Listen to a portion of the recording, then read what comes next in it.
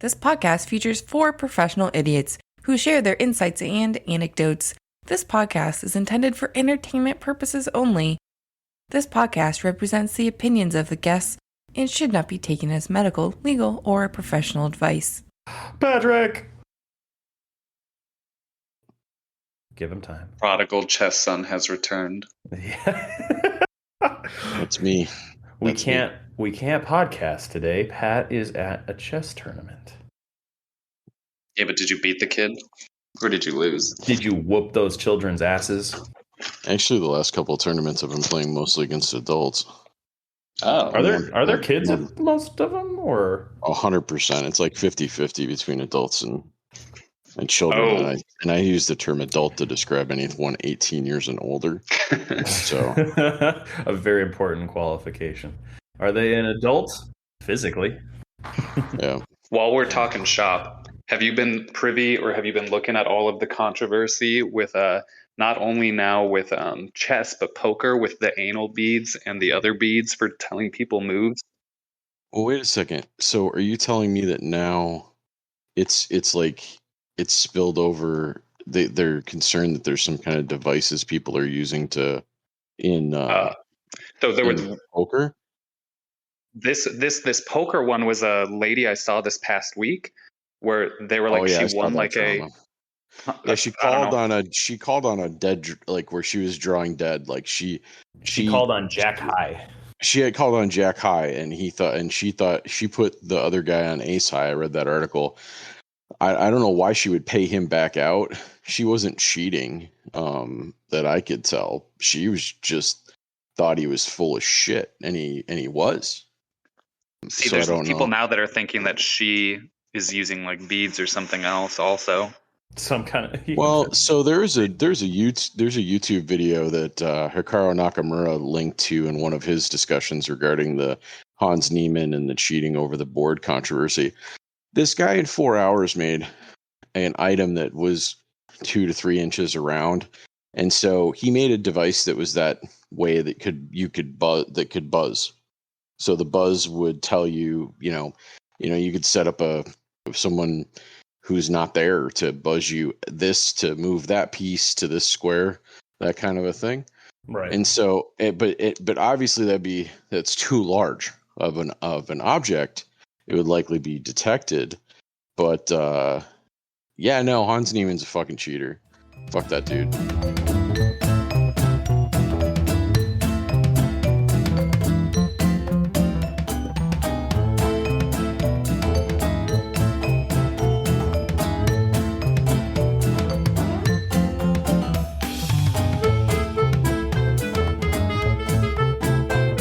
Welcome to Overqualified Idiots, or welcome back to those who are tuning in again. If this is your first time joining us, this is a podcast where doctors, lawyers, engineers, and pharmacists come together to share our stories and shoot the breeze. Today we got 2 lawyers and 2 doctors, so of course we've got to pick a very important topic. I'm Dan Casey, MD, primary care sports specialist, and joining me, as per usual, is my brother, Patrick Casey. Hello, JD. Ha. Yeah. Jinx. How you doing, Pat? Just another day in paradise here in the great city of Mankato, Minnesota. Mankato. Okay, before I get completely derailed, can you explain why it's called Mankato, and what? No, it's not. It's not called Mankato. That's just our just dumb inside joke that Sean came up with. Sean created the dumb inside joke where he'd read the sign where it says North Mankato, because there is a North Mankato and a Mankato, 2 separate cities that are separated by water. Oh, I feel dumb. I'd never got that. I just thought it was like, why is it called it's not Mankato? like you actually lived here. You were here maybe like, what, 7-10 days total? Yeah, and that was enough. 10 days in Minnesota during the winter was enough to tell me the Midwest was not for me. Well, And also joining us, our other JD, Alex K. Hello. Did you finish bars? Are you done? Are you free? I guess that answers it. Dude, congrats. No. Oh. I didn't pass it. I have to retake Which it. one didn't you pass? The patent bar. I don't know the results of the regular one yet. Oh, okay. Oh, boo. All You right. figure out that Yeah. quickly though? You find out the day you take it. What? Oh my god! Talk about fucking like Jesus. anxiety. My heart was pounding. I hit the next button, and it's like, okay. As soon as this page finishes loading, I find out, and it's like, nope. Preliminary results show you did not pass. Wait. Boo. Preliminary though. So like, is there a curve at all? There's no chance. There's no curve. You need a certain percentage. So it's 63 out of 90 of the tested questions you need correct. Did they at least tell you how close you were? I know how close I was. I was close enough that it's still painful, but far enough that I know for certain that I did not pass. Oh, boo. Because I know in our like boards and whatnot, there are some questions that are included as like, well, not test questions. Testing questions. Yeah, like new practice, topics, new things in medicine. Yeah, and they're just skiing it out. Yeah, okay. They do that in both of the bars, the patent bar and the regular bar as well. But yeah, but they also review questions and normalize the test to where if there was a question that like, okay, this is the correct answer, but because of this nuance, 70% of people got it wrong choosing this answer, throw that question out. Stuff like that doesn't happen, maybe? Question mark? Almost certainly there would not be enough questions thrown out that I could have passed. Oh, boo. I'm sorry, man. Yeah. But that's weird because like so we take 3 months or more often to get like our board results back, which is like agonizing. But in the moment, like it probably, I don't know, figuring out if I passed or not after just submitting would be soul crushing. But I guess like that's where Dan's also kind of getting at, where maybe in that 3-month period, they are actually re-reviewing questions to see if they need to like remove or change anything. But that's fucking aggravating, man. That sucks. No, it's fine. It was honestly, I think it's a consequence of my own poor decision making on this front.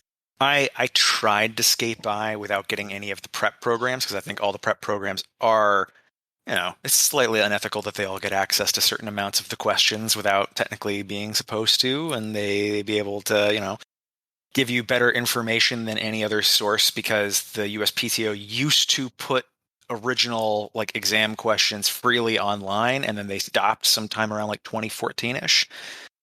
So it used to be that you could actually like study without a prep course and reasonably be able to look at old questions. That's not true anymore.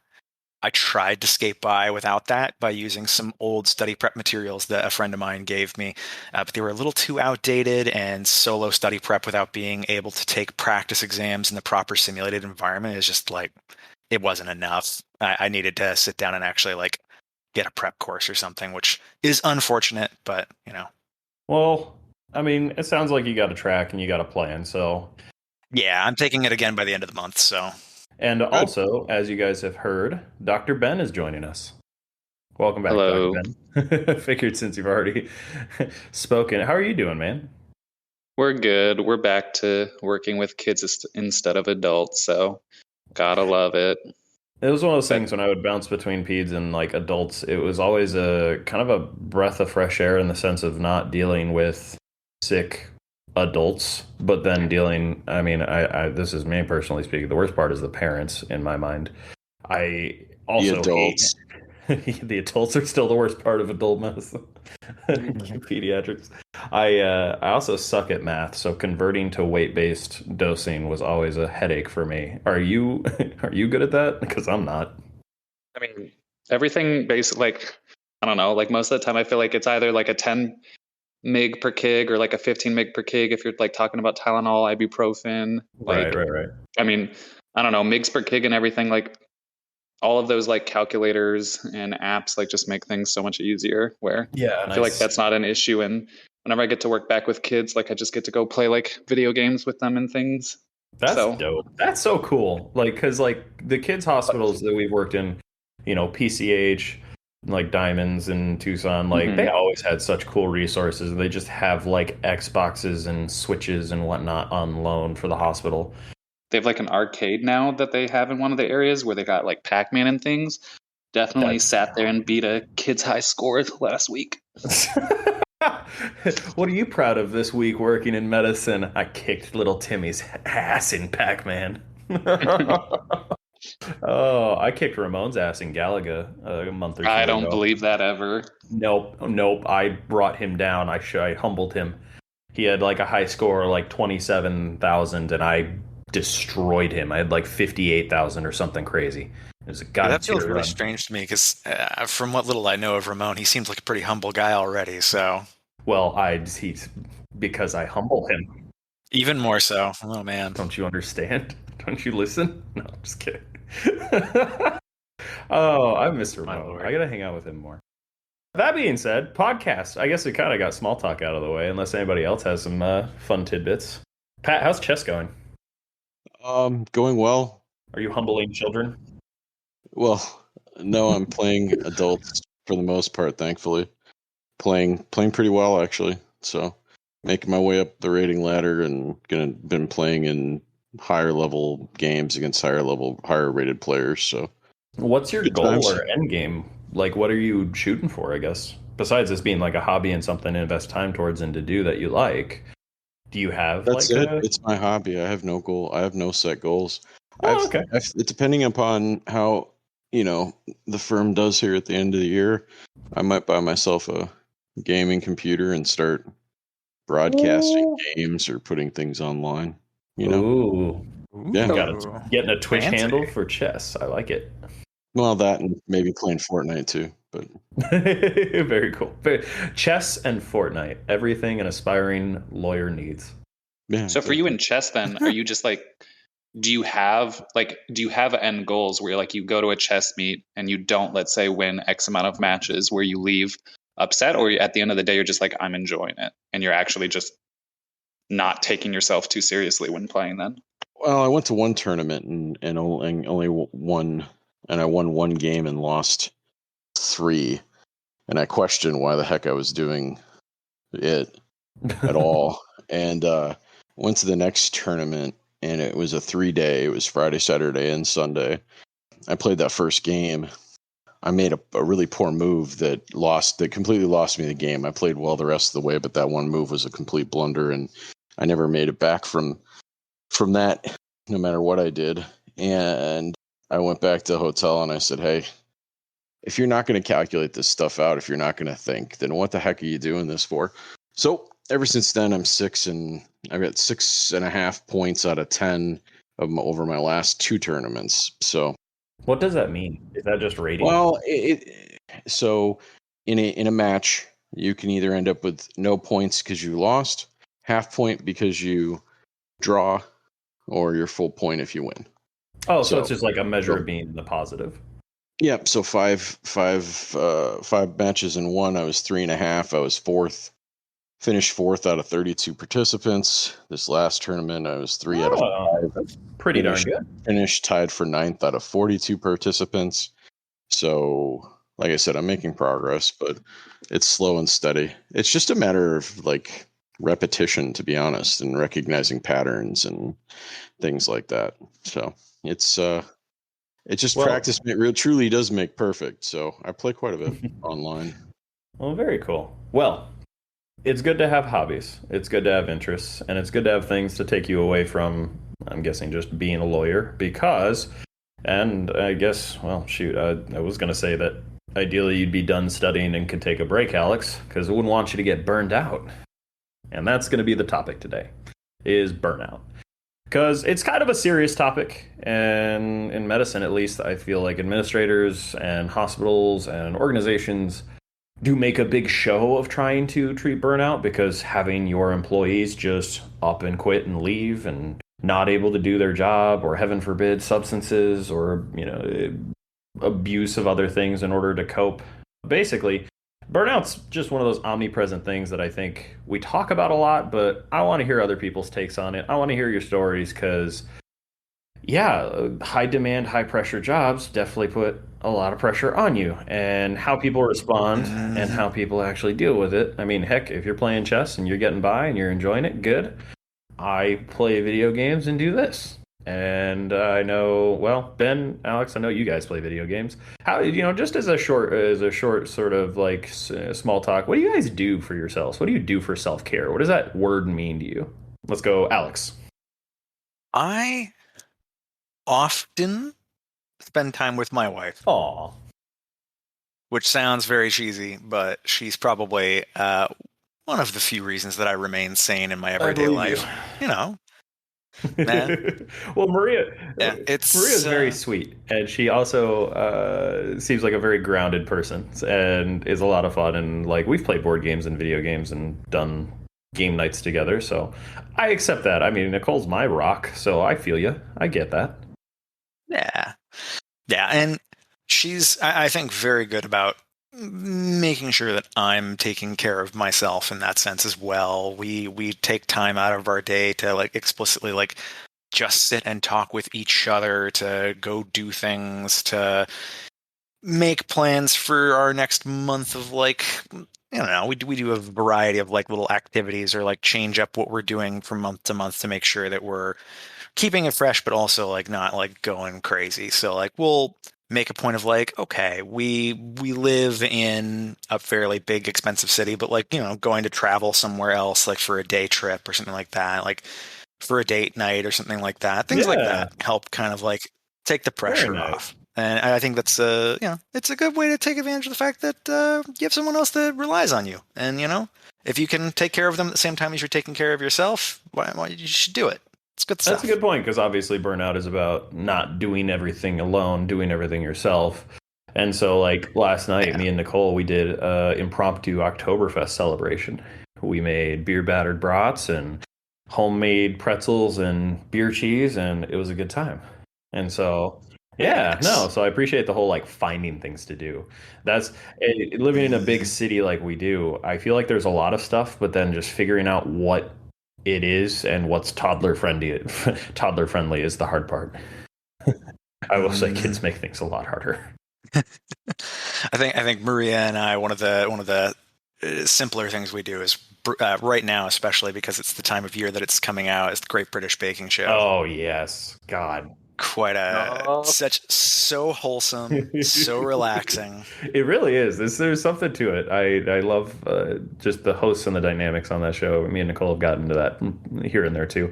Ben, I feel like unfortunately this topic may be the most relevant to you as somebody who's still in residency. How are you holding up? I mean, we'll get into this like with the other stuff with like experiences, but it sounds like I've said it before on like another episode. In all honesty, residency doesn't bother me. There's like moments where it's like it's very tiring dealing with like the nuances of medicine or department inner workings and relationships and such, but like overall, everyone always told me, "Oh, residency is going to be very hard." And there's moments, but for me overall, like residency is so much easier than going back. It is easier than going back and thinking about my medical school experience. I would take residency over and over again at this point in time in the 1.5 years or so that I've been doing it. So for me, residency's been fine. I could appreciate that perspective. I felt like med school was one of those like get shit on and thank someone for it. Like getting always constantly abused, shit rolling downhill, and you kind of catching whatever, comes your way and just praying that you worked on a good, happy team or had good, happy seniors was really your only out. Whereas residency, you have some faculty and basically some clout, so to speak, in terms of, well, you're also doing medicine and doing the work. So there's that satisfaction to it too. So I can appreciate that perspective. I still felt like residency was harder for me than my med school experience. But residency, at least intern year kicked my ass. But yeah, so you brought up stories. I have one. This is not me. This did not happen to me. But it was our first year of med school. So you brought up, med school being tough. It is. I enjoyed med school, at least the first 2 years, because it just kind of felt like college part two. It was just school learning, book learning, and even the lectures, majority of them were podcasted, so you didn't even physically need to go, unless it's just how you learn. And because I had a science background, I could coast and get B's, and I was happy with that. Probably should have tried harder, probably would have been a better doctor. won't go too into that.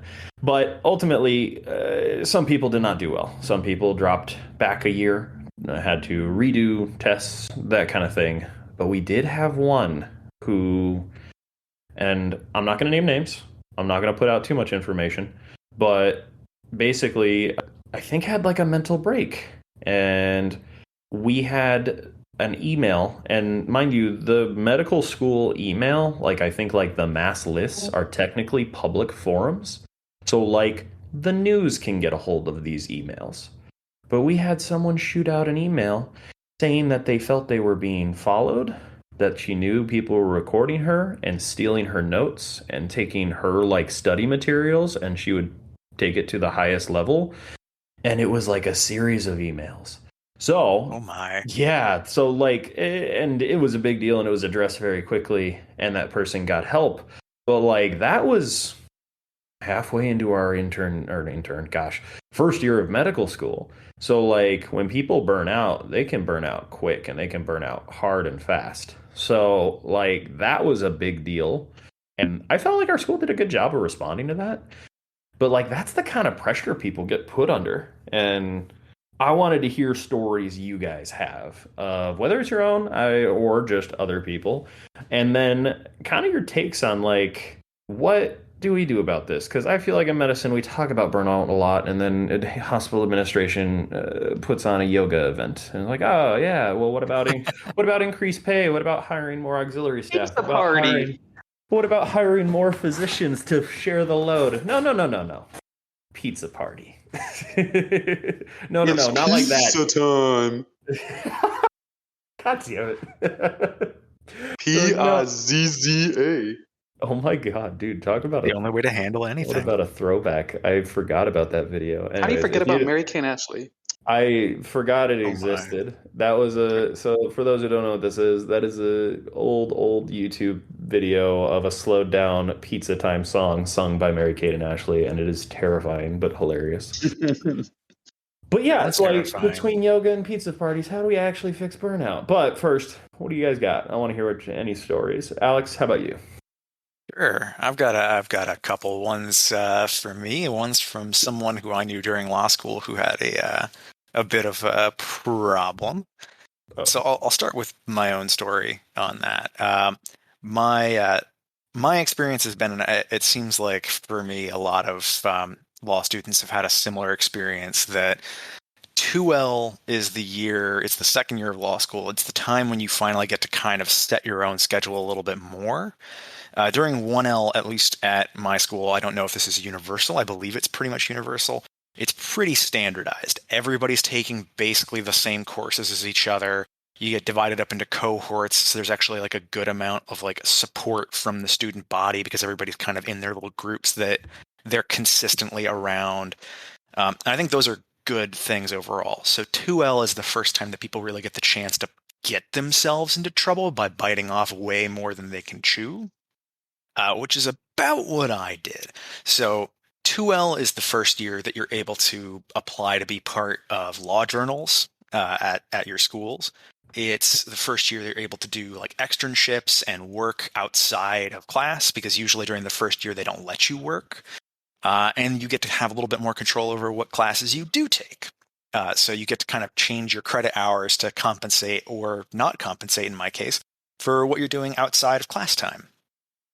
So during the fall semester of my 2L year, I ended up continuing a job that I had had over the summer working on a research project with one of the professors there. I ended up getting onto one of the law journals at the school that I was at.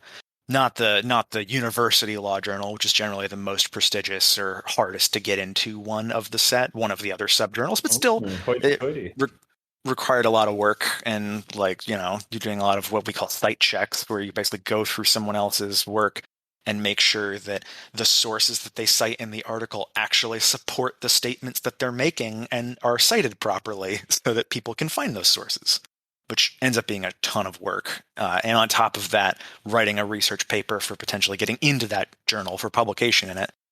So doing that and the job, and I made the very poor decision of taking 17 credit hours worth of classes compared to the 15 to 14 that would be more normal. So yeah. So what happened? And I was studying for and there's ended more. up taking the MPRE at the same time during that same semester. So I remember on a prior episode, you talked about how you like worked a night lab and tried to take day classes and just assumed you were going to sleep. Sleep never. I assumed that I would sleep, in 2 batches on either side of that class somewhere. Besides a pattern of behavior I'm seeing, what did you do? How did you survive? I would say that I took a look at the situation at about the fall break cutoff line, at about the midpoint in the semester, and just kind of said, if I keep doing this, I am going to die. And so you know what? I'm not gonna make it. I'm going to not do that. Nice. And so I took a step back, took an assessment of like, okay, what are the things that I'm doing that would actually be like valuable for future career stuff, are actual classes that are good for me to be taking right now? What are the things that are of value that I'm doing right now? I had already basically finished the MPRE prep. We were about, like, Maria and I were both going to take it around the same time, so I was going to be taking it in a week. So I was like, okay, well, I'm not going to drop that. That I'm already basically done with. The work was super open-ended and super unclear of when it was going to end. And so I just basically talked to that professor and expressed, I thought this was originally going to end at the end of the summer, and then it kept going. And at this point, I'm starting to get overwhelmed, so I really need to back out. And he was like, yeah, that's fine. And I had been like talking to myself in my head, like, oh man, they're going to be so disappointed. I'm not going to get a job with anybody else again after that. And they're like, no, that's fine. We don't mind. Well, that's a nice, reasonable, understanding employer. So basically, you trim the fat. You cut out things that you felt you needed to get rid of. And I dropped a class as well. So I ended up with 14 credit hours and the journal and finishing the MPRE, which I did pass the MPRE on the first try. I got a score that let me cheers. Prove I was ethical in every state in the country. Very nice. So that's a healthy strategy, is cut back. You bite off more than you can chew. All right, spit some out and bite less. So, you take a step back and you reassess. So you said you had a story about someone else, though. Yeah, and I had seen this roll out during my 1L year, which is maybe why I took it so seriously when I started to feel really overwhelmed. So there was a gentleman who I knew who was in the same year as my wife, 1 year ahead of me. And he was taking a bunch of classes. He was trying to be the president of one of the student orgs. He was also trying to be like in a moot court competition at the same time and just do a ton of different things. What is that? What is moot court? Moot court is basically, you've heard of mock trial? Yes. Okay. Got it. It's basically just the appellate version. So mock trial is the trial court. Moot court is the appellate version, basically. Okay, that's another word I don't know. Sorry, can you help me? What does that mean? Appeals. Ah. So like instead of a trial court, it goes to the appellate court, to the middle court, to the appeals. So it's looking at appeal issues in particular things. So he was doing some weird thing related to like constitutional law, moot court nonsense. Okay, I'm tracking. Mm-hmm. So I happened to be the roommate of one of his partners on the mock trial thing and was kind of getting the first-hand lowdown on how apparently he had decided to take on a massive part of the work for his, I forget the exact term for it. It's your graduate writing requirement, your GWR. So like you have to write a huge thesis paper basically as part of finishing out law school for us. And he apparently decided that his brief that he submitted for the moot court competition was going to be his GWR, which meant that he explicitly couldn't get help from the other 2 partners in the moot court competition to write this paper. So they were trusting and relying on him to do that, and he didn't have a support line to get backup on it because he had decided to take this on himself. Ended up turning in an absolute disaster of a paper. Mm-hmm. Ended up just kind of like falling apart, and we only realized how bad it had gotten when I showed up on campus one day waiting to get into some kind of lunch event in the middle of the day, and I glance over and see that he has suddenly shaved his head. And not only has he shaved his head, Oh no. he's done a very bad job of it, because there is a streak of blood running down the back of his scalp and to his neck Oh my God. that has dried. And he's just acting like everything's fine. And everyone around him is like, dude, are you okay? Oh my God, he had a Britney Spears 2007 meltdown. Yep. Jesus. Poor guy ended up dropping out of law school, going off and doing something else. He's okay now. He went off and ended up doing a different degree. He's okay, which is the only reason I'm okay with saying anything about it. But yeah, that was like the big, like, oh, law school is too much for some people. Yeah, Jesus. And you can easily overdo it and really fuck yourself up. So that's a good juxtaposition of what to do, cut back, maybe bite off less, and then the not to do, which is shave your head and oh gosh, apparently not doing a good job of it. And He's full Britney Spears. Anyways, well, let's stick with the lawyers. Patrick, did you have any burnout stories or sort of takes on it, whether it was kind of your own experience or maybe someone you knew who handled the situation well or poorly? And I guess a general kind of, what does burnout in law look like when you don't shave your head? Well, I just let you gentlemen know that at various times in your life, you're going to go through burnout. Because in law school, I did something very similar to what Alex described. I was working nights, going to school full time. I was on law review, mock trial. I didn't take 17 credit hours. I knew better than that.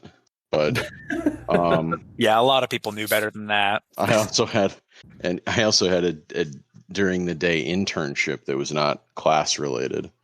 So yeah, that would have been, I think, my 2L first semester. And so I quit the night job and I did as little as I possibly could related to law review to still remain on law review, and everything worked out just fine. But, by my 3L year, I was done. I didn't want to I got my best grades my 3L year, but I didn't want to be there. I had no desire to continue to be there.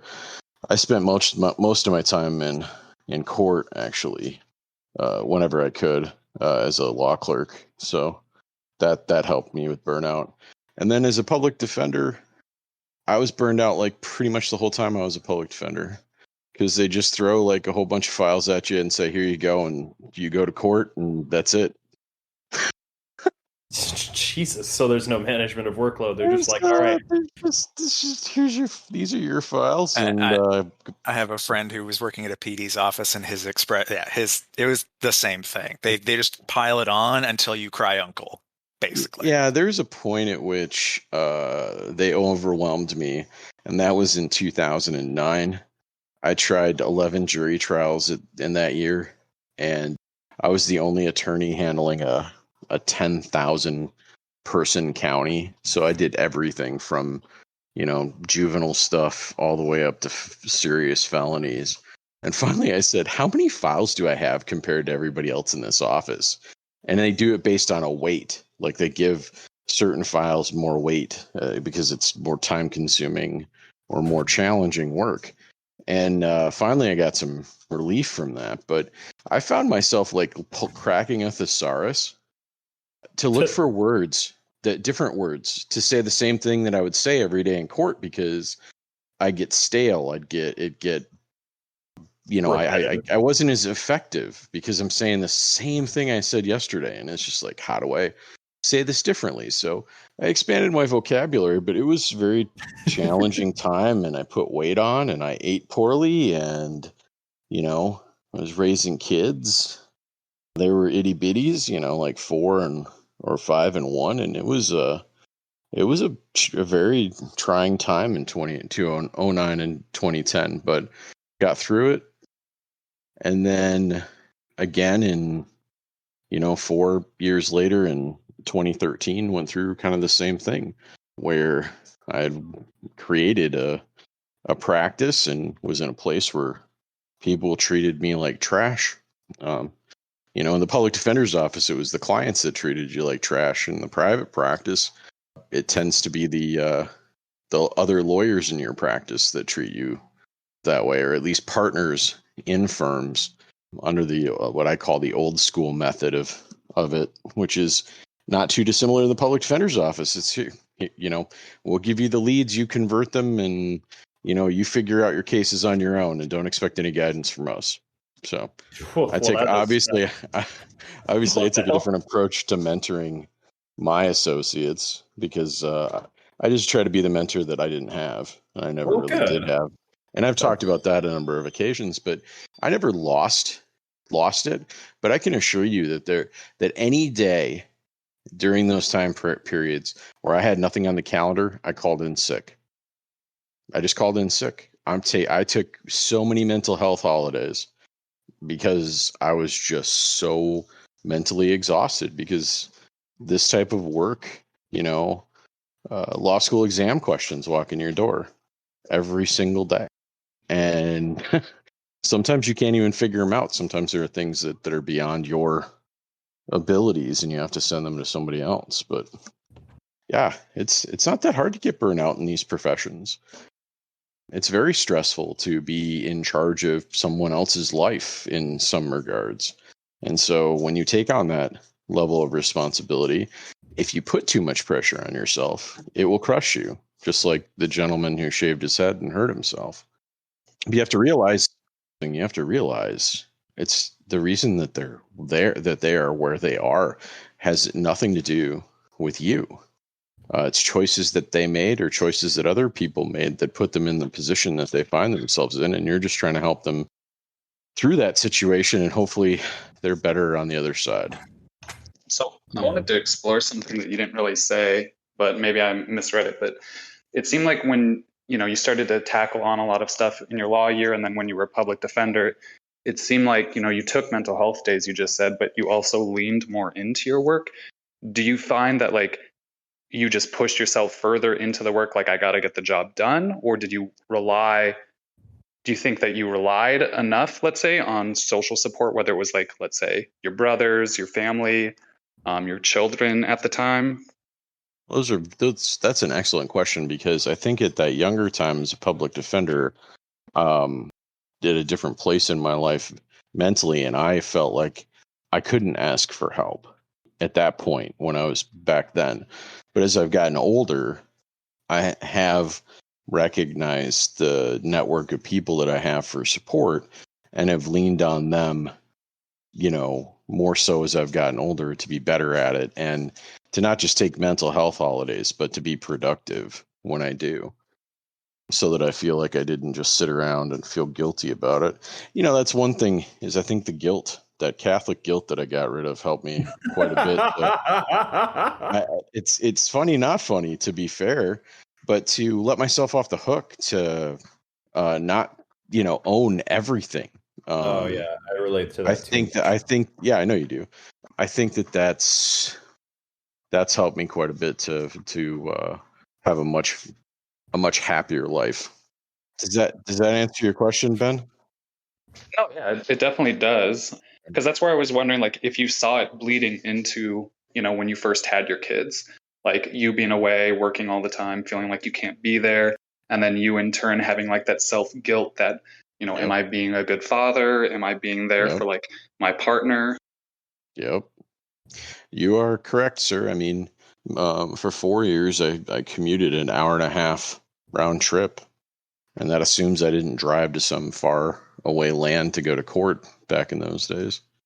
So yeah, no, there's plenty of guilt to go around during that point in my life about not spending enough time with my kids, you know, my wife, you know, trying to develop my practice or my professional skills, and like you said, leaning into it, I think, is the term of art that you did, to try to, you know, compensate for that, to be good at something as opposed to try to being above average at everything, which is more what I strive for at this point. Is just to do the best that I can at every aspect of my life and fail on a day in, day out basis at something, you know, because we're only human. Well, for sure. I mean, at the end of the day, that's self-improvement is a good goal and failure is a part of it. I firmly Absolutely. believe you fail every single day, but not in a dramatic kind of sense. Not, oh, I'm a No. failure. Like, no, man, you just didn't do something perfect, and that's how you learn. Yeah, and I think maybe that's a message to take away from all of this is that a big part of being able to avoid burnout maybe is giving yourself permission and like to be human, to say that, hey, a failure is not, it doesn't reflect on me intrinsically. It's not like a part of myself. It's a thing that I did. And it's Mhm. a thing that I did that matters, but it's something that I shouldn't let become a part of myself in a way that I let make my self identity negative. Like, It shouldn't define you. It shouldn't yeah, define you. Yep. And the thing I like that you said, the word even there, Alex, is like permission. I feel like we Yep. don't, as adult, like it doesn't even have to be as an adult, just as humans in general. I feel like we don't often give ourselves permission to like take a step back, reevaluate, rethink how things are impacting us, or even just giving ourselves permission to feel a certain way, feeling like we have to like hold ourselves up to like certain ideologies, whether it's based off of our profession, based off of like, you know, where we are in society, whatever it may be. Well, Ben, that brings me to you. I wanted to hear about kind of you're going through the thick of it right now, as far as I'm concerned, in terms of what I thought was the worst part of my training. But how are you coping? How are you doing? And I don't know, any stories you have? Yeah. So let's see. Burnout is such an interesting topic because everyone has like a different idea as to like what burnout means, and we just like throw that word out there.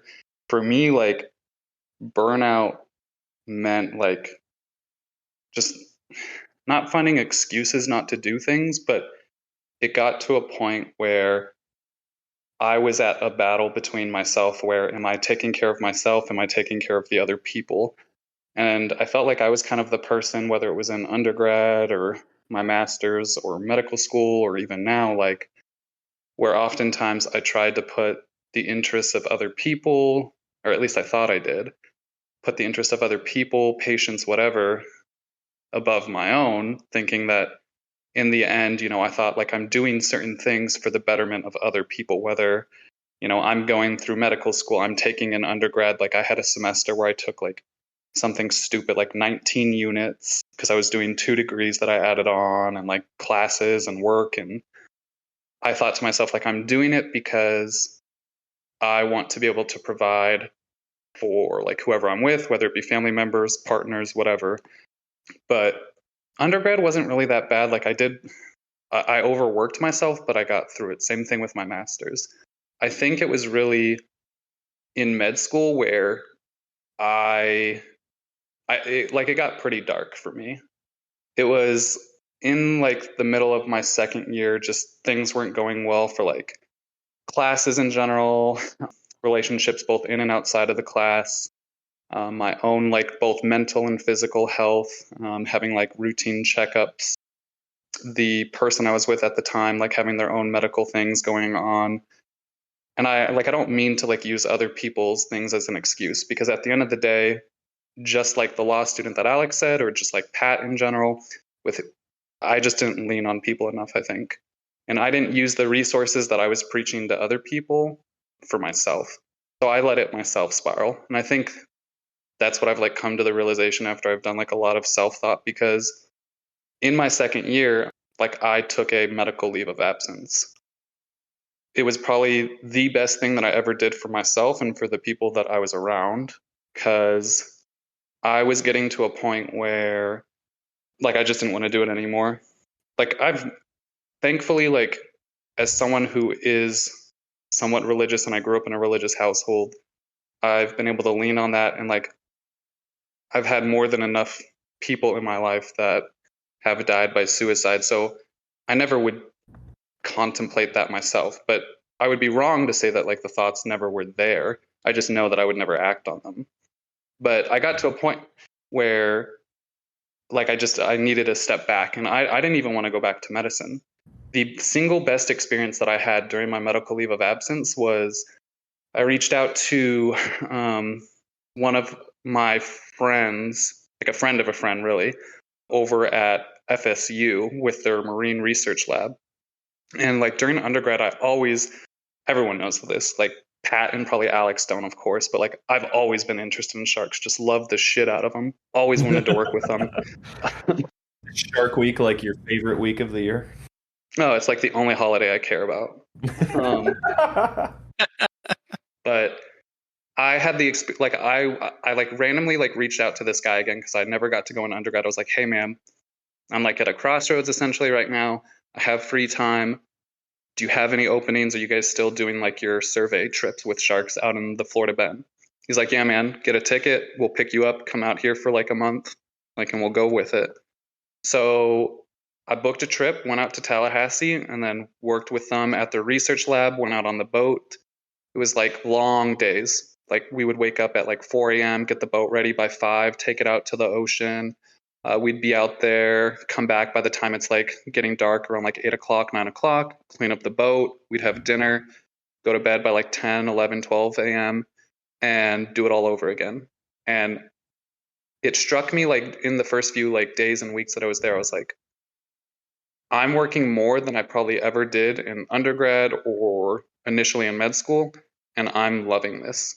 But we were like out in the ocean one day, and there was like a storm, and we were just like waiting for it to tide over. And like we had like a pretty deep conversation, and I was like, you know, asking him about like why he still likes doing this and like some of the issues he's been having. You know, like the more I thought about it, like even though I loved everything I was doing with the sharks, I knew like that's just not what was going to be my end goal. Like it was like the sunken ship fallacy, which isn't really a good reason into going back into a profession or pursuing something still. But I thought back to, you know, what is going to be the best benefit for myself, for those around me? What did I always still want to do, and why do I love it? Because, you know, at the end of the day, like I love medicine and I love sharks. I looked at the sharks as like an activity that I could always go back and pursue. Whereas medicine for me was more of a, I need to like get it done. I want to get it done. And that experience is what literally pushed me to get through my second year again, my third year, my fourth year of medical school. If I had not done that and taken a step back, I probably would have left medicine. I would have been in hundreds of thousands of dollars of debt. I probably would have been in a very depressed state. And I really don't know what I would have done for a profession. So that's why, like, when I look back after I came back from that trip and what pushed me through, you know, you asked about like what we did, what all of us do to find enjoyment. For me, it was always video games. Yes, I had friends. Yes, I had relationships, other things that I went out and did things with. But for me, like, I was able to lean on the people that I played games with. I leaned on that community, and like coming back, you know, after doing like a 14-hour day of surgery, coming back to play games for 4 to 5 hours or whatever at a competitive level, that's what I looked forward to every day. The entertainment from the games, the interactions that I had with people, the relationships that I had, that's what got me through medicine. And that's when, like, I think now to residency, nothing honestly in my life I feel like will ever compare to the moment where like you're being asked to take a medical leave of absence and you not being sure if like the dream that you've been like going for is even worth it anymore. Residency is hard, like I said, but I would, if asked again, would I go back to medical school? I would never do it again. I tell people that I would never do it again, and that I even question if people want to do it. Like that's how bad, unfortunately, my experience was. Well, I'm glad you came out on the other side of it okay. I'm glad you took good care of yourself, because it sounds like you made a lot of the right choices. You said something interesting, though, that kind of caught me. You said, I tried not to blame other things and other people and tried to shoulder it all yourself when you were talking about like the medical problems other people were having and kind of the life things that happen. And then you said how much you like that I think it was Alex who said, you know, giving yourself permission to basically take care of yourself. I had a moment where I was like, oh, that's actually kind of contradictory. You finally did allow yourself and give yourself permission to take care of yourself and take a break. And it sounds like you came out better for it. So I'm glad you're doing well, man. Thanks for sharing that. Patrick, you said we'll be going through burnout at various times in our life, probably multiple times. Absolutely. Yeah, and I feel like I'm kind of in that phase a little bit right now because I've got a 1-year-old and I have a current 2-hour round trip drive to my work. Mhm. And the way I've coped and tried to make some changes, because like, I don't have any jokes or fun things about this. I enjoy my work. I think I just do too much of it. And so what I did was I cut out my Fridays because those were like barely half days anyways, and just added that time to my Mondays through Thursdays. So at the end, I'm still working the same amount, but I'm not driving 2 additional hours a week to go to the other side of to the other side of 4 cities away, and trying to actually like, I gotta say, man, 3-day weekends, very restorative, 100%, 10 out of 10, highly recommend.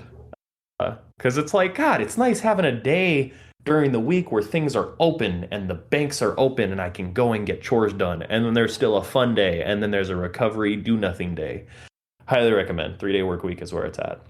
Because I definitely don't feel like it detracts. If anything, my RVU, which is relative value units, and they're arbitrary and made up by Medicare in terms of how much physicians should be compensated for their work. And by the way, compensation's only been going down the last 20 years. Not bitter about that. But my reviews have only been going up. So I like that kind of the stories we're sharing are like examples of where we failed. And then there are examples of things we've done to actually take care of ourselves. So in summation, like biting off less than you can chew, taking breaks, taking care of yourself, taking investing in your significant others, your family, your close one, loved ones, and trying to get through things together. No, I like this. I think this is really good. It's more serious, but I think burnout is a serious topic. And so having these sort of perspectives from, 3 fantastic professionals and 3 people I consider myself very lucky to know and engage with is very insightful and very valuable, in my opinion. No, I would say that in a way this is this is like 5 hours of work for me per week for recording this, but in a lot of ways this feels like something that I do to take care of myself, podcasting and talking with you guys and just shooting the breeze. So thanks for doing this with me, guys. I really appreciate your time. I know everyone here, our time is valuable because we all do very important things. So thank you for taking the time to come and just shoot the breeze with me. No, I mean, absolutely. Happy to be here. Thanks, Alex. Thanks, Pat. Did anybody have anything else they wanted to say? Last minute tidbits or sign offs? If you're not watching the Great British Bake Off this season, you're doing it wrong, because the bakes this past week, holy fuck. Like the smorgastorta, like these people's like cake / dessert bread things. Oh, 10 out of 10. When these episode posts, they'll be a little behind, but if you're listening to this later, get on it. Watch Great British Bake Off. God, I can't talk today. I don't know what's wrong with me. Ben, you mentioned you love sharks and right up there with medicine. As an adult, does anybody else find that they just have re-engaged and love the things they used to love as a small kid? I have gotten on this weird dinosaur kick and like researching and learning. They discovered that skeleton of the fully formed T-Rex, and I lost my shit and like delve into a Wikipedia hole of researching dinosaurs again. I just feel like the more adult, quote unquote, I become, the more child interests would appeal to me. Well, it's funny because I liked dinosaurs also as a kid before I got into sharks. And TikTok, my niece made fun of me for not watching TikTok last year, so now finally I'm into TikTok again. Oh, it got a hold of you. Yeah, it snuck me in. But the things that are like showing up on my feed are freaking amazing, because there's this one guy, he's literally just this undergrad student, just goes out for fun to these random like places in like the South and the Midwest, and just like finds rare dinosaur teeth and like bones and like skeletons. And then it's just like, holy shit, like that stuff is just out there waiting to be found. And it makes me want to just like on a weekend off, like go out there and try and find stuff. Go fossil hunting. What is this dude's life? Who does that? Well, he does. But that being said, thank you listeners for tuning in. Put out episodes every weekend, every Sunday we drop new episodes. Thank you for listening. You can find us on all major podcast platforms, Spotify, Google, Apple, what have you. Tune in next week. We'll have another banger of an episode. And if you're feeling burnt out, feeling run down, take care of yourself, lean on their support, and maybe bite off less and take a break and give yourself a break. Give yourself permission to recognize that you're human. So, and for those who need it, there is I think I can't remember the actual number for it right now off the top of my head. The suicide hotline is 988 if you are ever in that predicament or feeling like you need assistance. It's available 24 hours a day, any language, so just make sure you reach out. Absolutely. Pat, any last sign-offs? Just one thing. Be careful what you can get used to or what you get comfortable with when you've gone through things like law school or internships and externships, because you shouldn't hold yourself to that standard, because you were young then when you were doing all those hard things, and you could survive and live with less sleep. But as you get older, protect yourself. Take that 4-day work week as often as you can. Take mental health holidays. Enjoy your life, because it'll be gone before you know it. So, well, sage-like advice. Appreciate that. Well, thank you, listeners. We will see you guys next week, and take care. Bye-bye. God damn it. Every episode you're on. I love it. And I mean, you got to have a bit that's just yours, and that's mine. You tried to steal it one time, and I have to shank you for that later. That's nice. Please don't shank me. Thank you very much.